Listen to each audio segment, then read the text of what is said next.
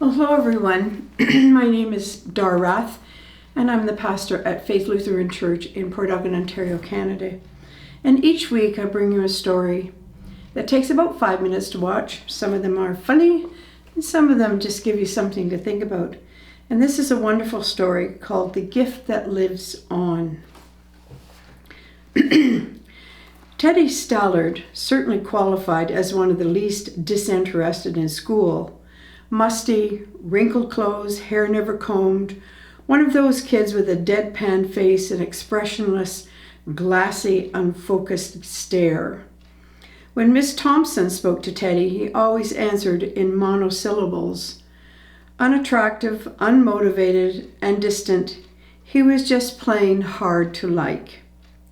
Even though his teacher said she loved everyone in her class the same, down inside, she wasn't being completely truthful. Whenever she marked Teddy's papers, she got a certain perverse pleasure out of putting X's next to the wrong answers.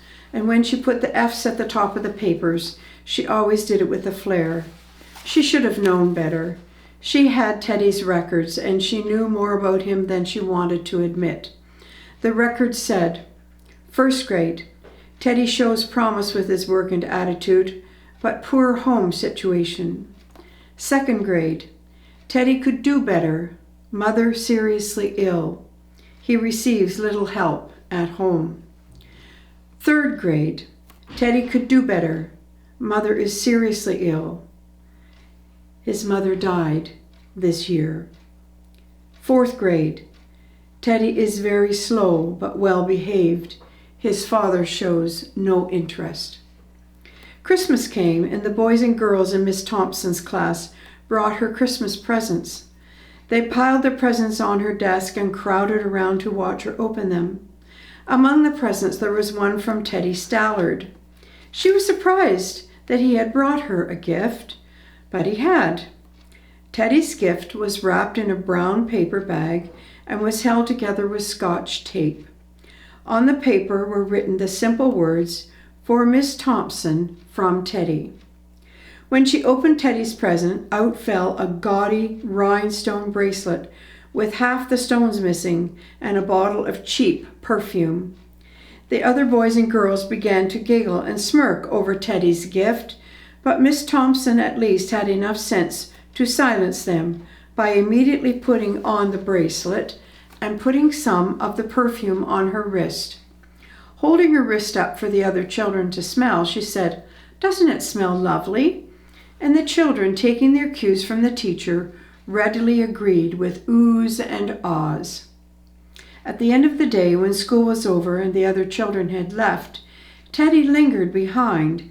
He slowly came over to her desk and said softly, Miss Thompson, you smell just like my mother.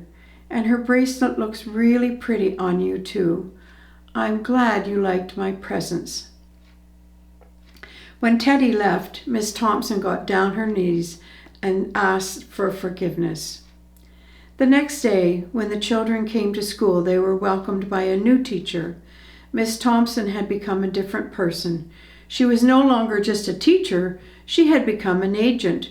She was now a person committed to loving her children and doing things for them that would live on after her.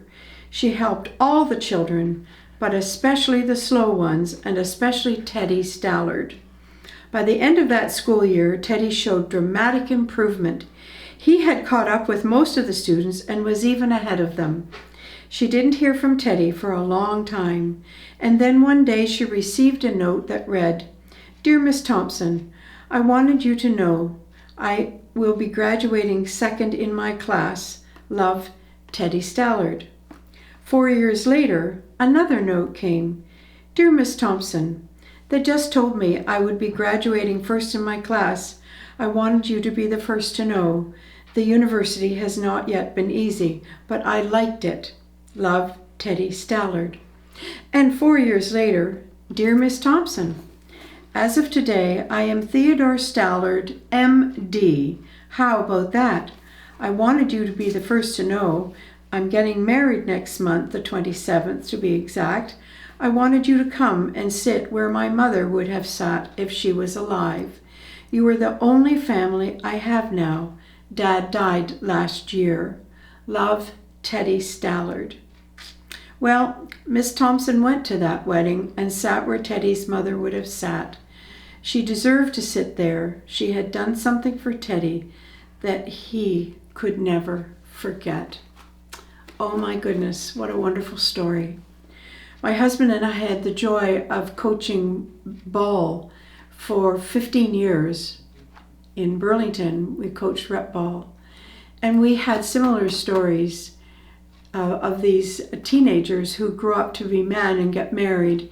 We had similar stories from them that they were so appreciative of our caring for them when we were coaching them ball and taking them all over the countryside to tournaments, etc. So it is a joy to be able to have the opportunity to teach teens. We loved every minute of it. So that's my story for today. Thanks for taking 5, and blessings on your day.